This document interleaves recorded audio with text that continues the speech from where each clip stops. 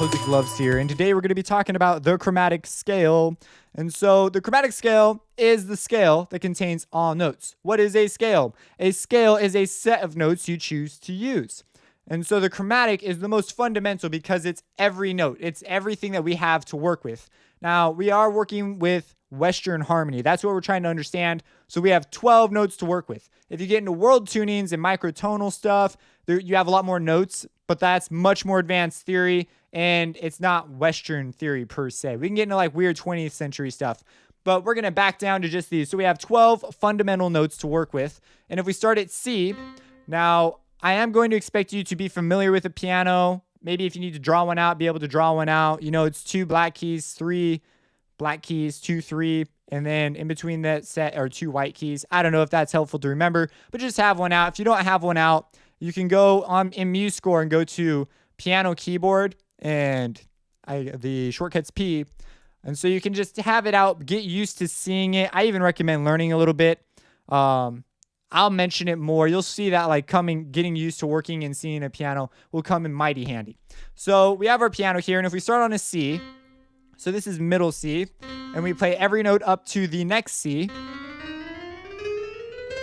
that is our chromatic scale. And there's a whole bunch of things we can do. Like, for example, we can choose to work with a set of notes from the chromatic scale and derive keys. So we could say C major, for example, we will only work with the white keys, is one way of looking at it, meaning all natural, no flats or sharps.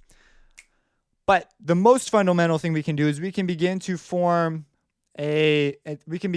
identify intervals. So we know that in English, we have all these ideas in our head and we want to express them. So we begin to form sentences and paragraphs. But before we do that, we've got to understand words. We've got to pick out what do these words mean. And before we can do that, we've got to get down to syllables and ways to pronounce the syllables. We have to get down to a very fundamental level. And the most fundamental level we can really get down to with the chromatic scale is being able to identify the intervals. What is one note relative to another note? It's what begins to form the foundation of keys. So first, let's just write out a chromatic scale. So I'm going to use 16th notes here. Enter note entry mode and do that. Okay. So when you're ascending, you typically write with sharps. So we have C, and then we'll do C sharp, and then D, and then D sharp, E. Okay, so really quick stop here. So we have C, C sharp. So we've written this note, then that note. I'm assuming you're comfortable. You know what notes are. You should be able to just look at notes and go, bam, that's what that note is. But we have these ones. These are important. I see a lot of people screw these up when they're new. They're called natural half steps. There are 2 of them, and it is from E to F natural. So if you look down here, it's pretty easy to see. There's no black key. Whoops. There's no black key between these. And so since there's no black key, it's called the natural half step. And there's one other, it's from B to C. So just watch out for those. Okay, so then we go F sharp, and G, G sharp, A sharp, B, and then C. So we see here are all the notes we have. Of course, we're repeating the C, and they begin to form intervals as we get into them. So let me go ahead and knock this whole thing down to 1 bar. And let's identify those intervals. This is something you're going to want to write down on a separate piece of paper if you have one.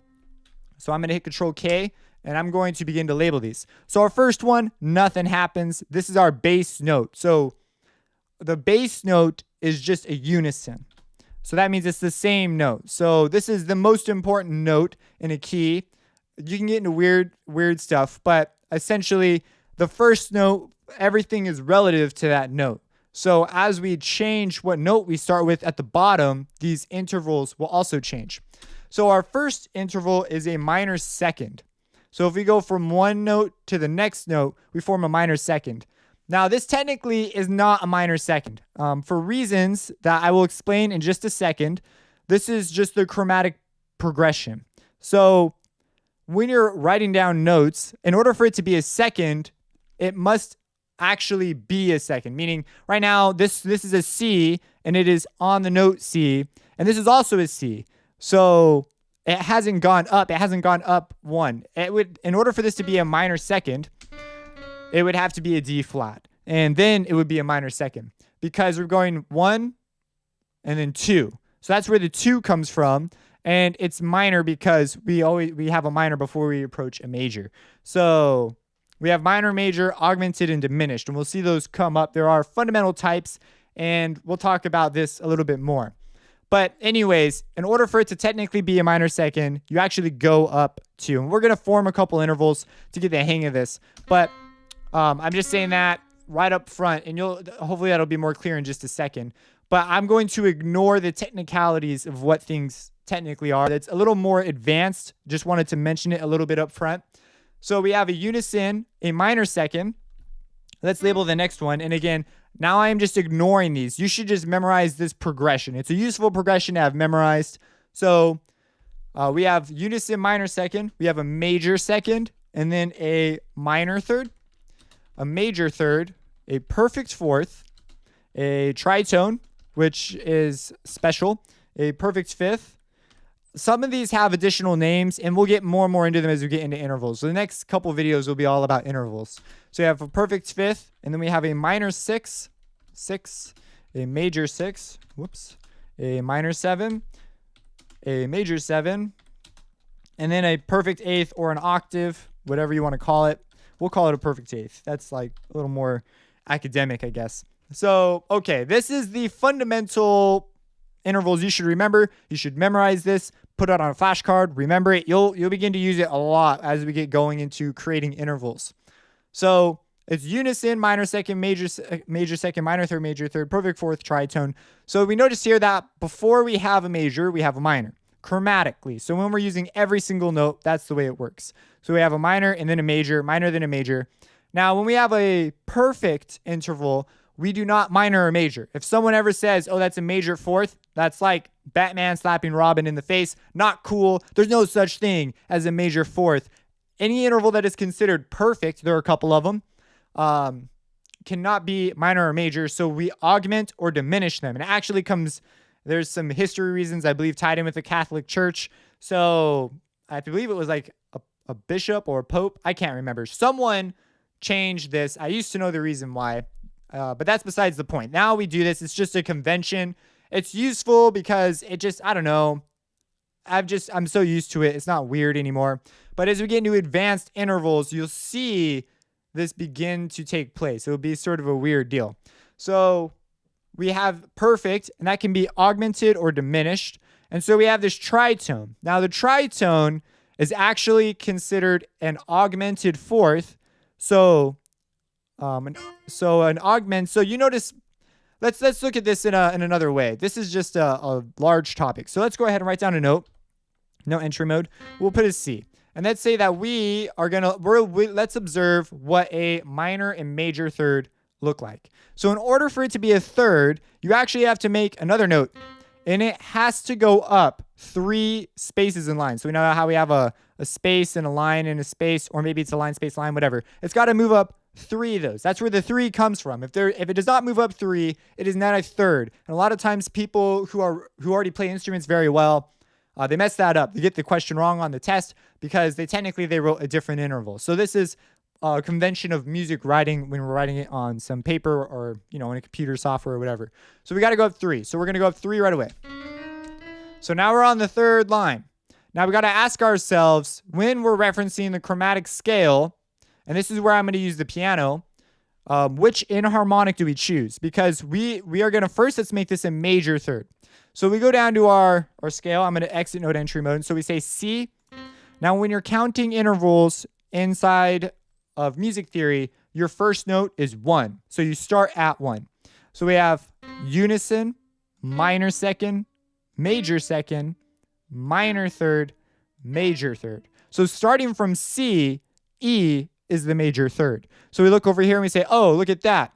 E is already natural. So this is a major third interval. And if we were to play it, let's make that a bit slower. Let's change these up. Cool. So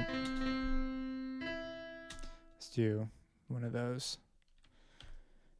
Okay. So there you have it, major third. Now let's take a look at what a minor third would sound like. So it still has to be a third. So we've got 1, 2, 3. So what would a minor third be like? And so we come down here. Let me make sure. Yeah, that's off. Okay, so we come down here and we say, okay, C's are 1. So we have unison, minor second, major second, minor third. So we see here, this black key, right? We know that it can be a D sharp or it can be an E flat. And so we say, oh, well, this must be an E flat because this has to be an E. If it's not an E, it's not a third, according to C. It's got to be 3 up. So we lower it a half step, and now it's a minor third. And this is what a minor third sounds like, right? And there you have it. So that's our difference. So we notice here that as we go from minor to major, it is a difference of accidental. So a common thing we'll say is, if you want it to be minor, they'll say we'll lower it a half step, or if we want it to be major, we'll have it up that half step. It's not a great way to think about it because sometimes you have things that are sharp. And so if you lower them a half step, they just become natural.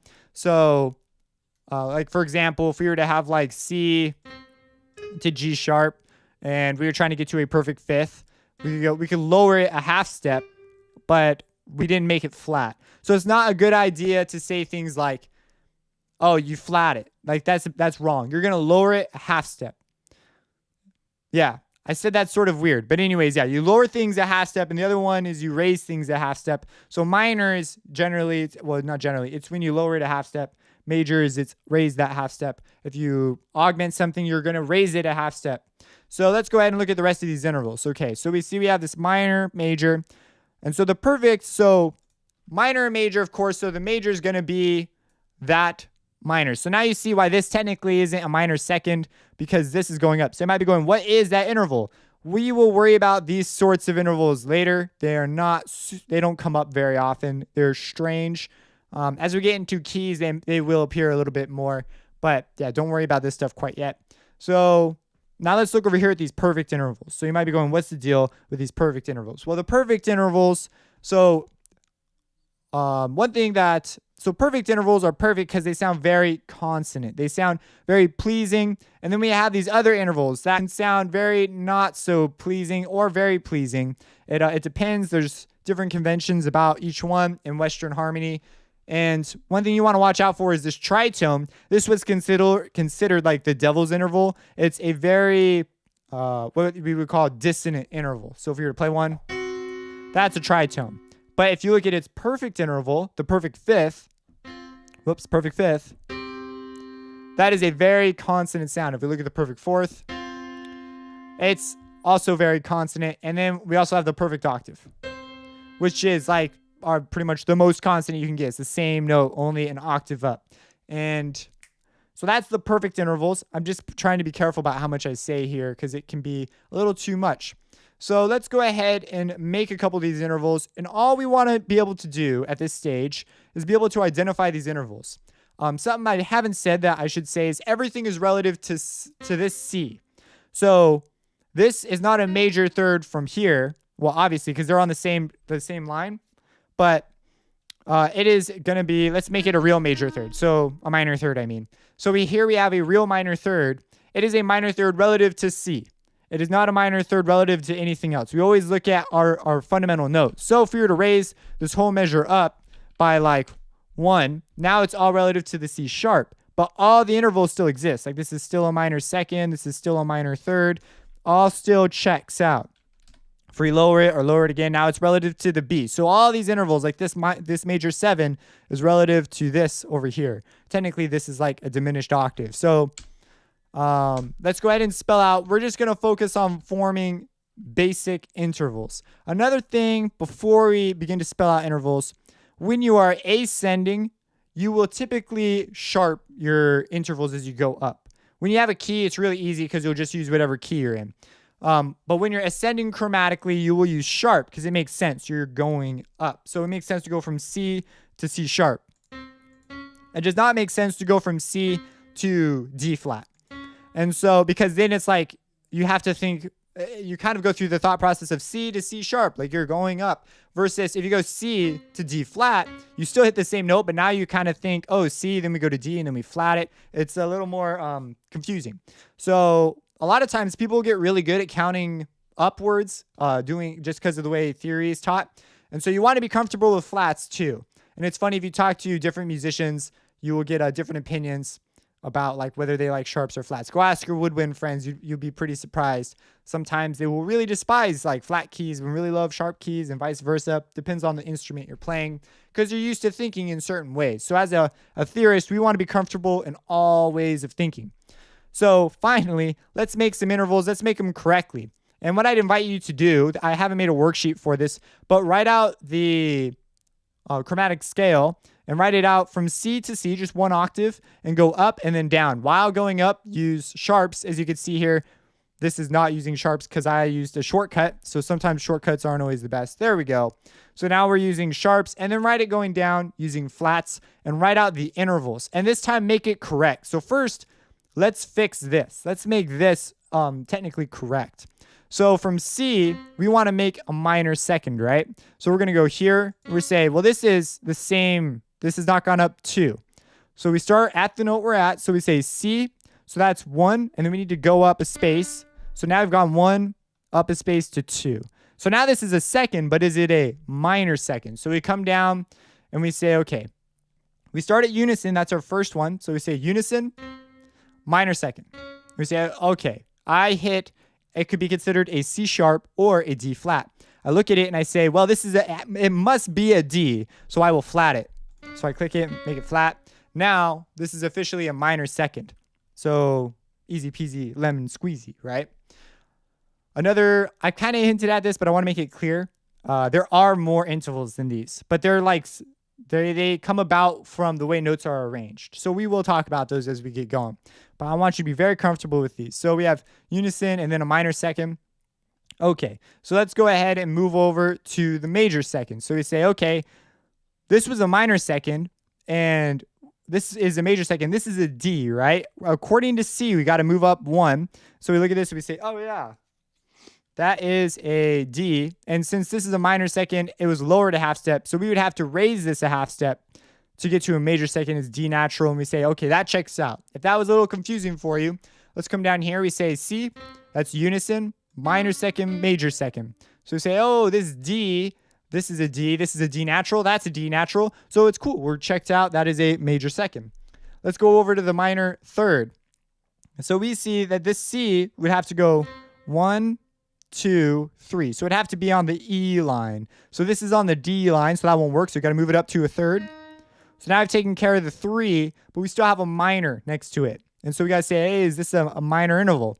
Later on, we'll learn a method of doing this with scales. That's much more efficient. And then eventually chords, which is like the way I think about things, is a combination of those two things. But right now we're going to use the chromatic scale.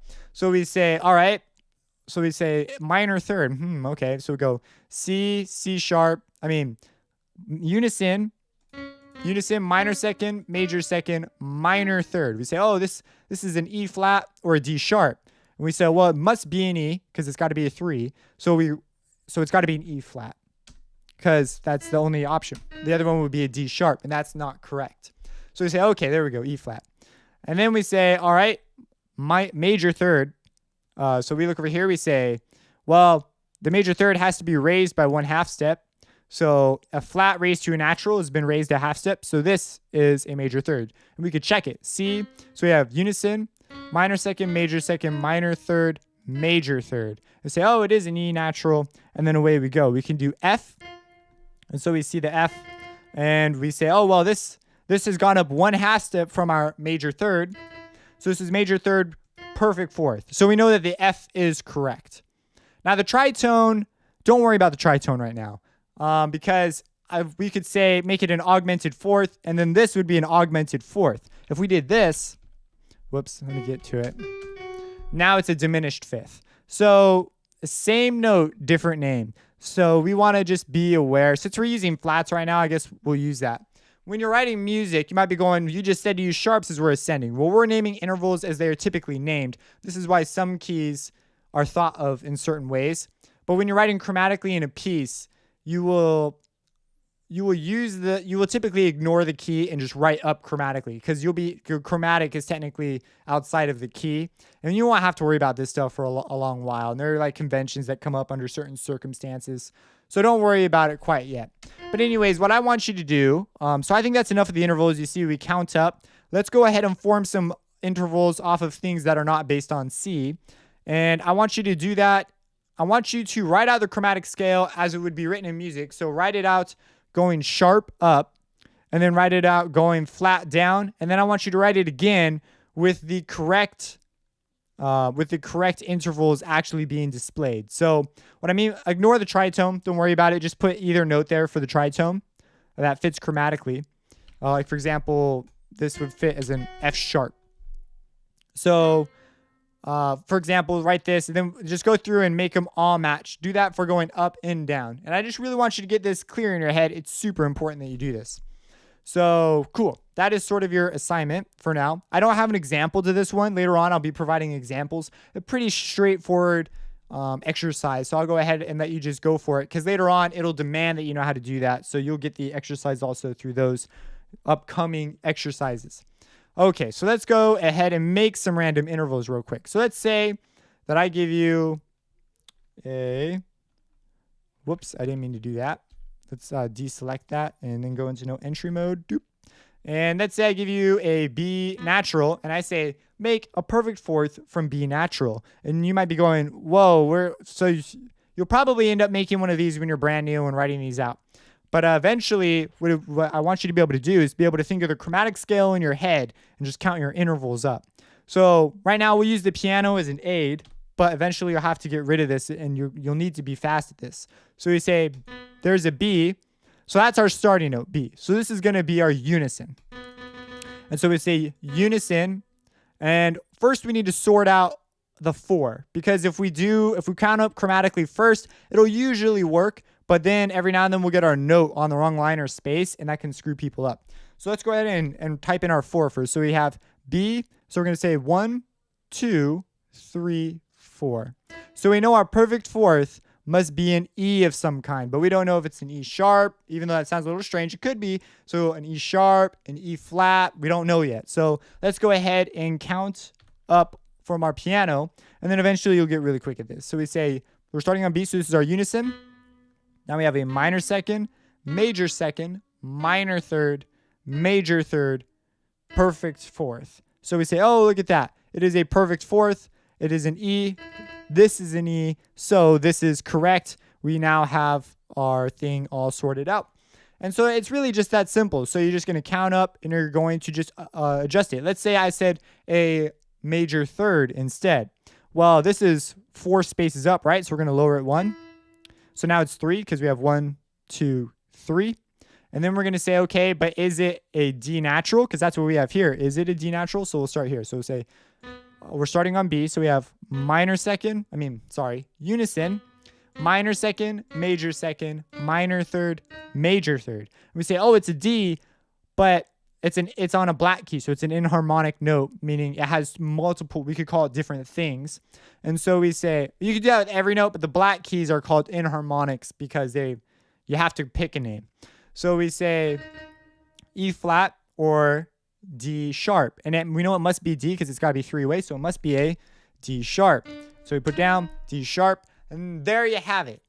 So go ahead, do those things I asked you to do earlier. We're going to take a look at doing these things a little bit more, and I'm even going to invite you to compose in an exercise and become more familiar with the intervals, sort of get them in a more personal way, because right now they're sort of these arbitrary things, but it's just the base of the language. We will be adding some words and sentences to you shortly. One other note is we didn't cover augmented or diminished intervals very much. We will be talking about those later. But you'll see them, especially if you look at some other videos. They may choose to mention them up front, even if they're a basic interval thing. Who knows? But these are the most common ones you're going to come across. As you move into keys and stuff and get better at thinking in these intervals, we can begin to form structures that you can begin to use to navigate yourself through music. If you have any questions about this, let me know. Subscribe, support me on Patreon. It helps a ton. And have a blessed day. Thank you.